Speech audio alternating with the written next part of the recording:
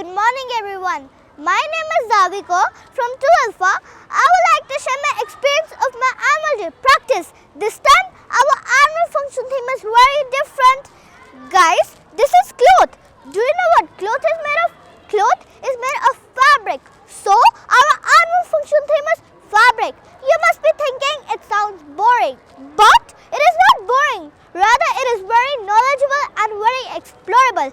As if I'm in grade 2, I only know about few fabrics like cotton, silk, denim and wool. But as our annual function theme is fabric, I got to learn many more names of the fabric.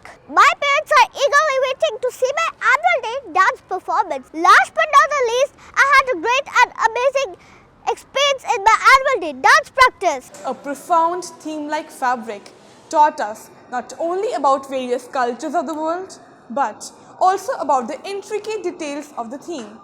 Thanks to the school faculty who managed our studies and preparations so well.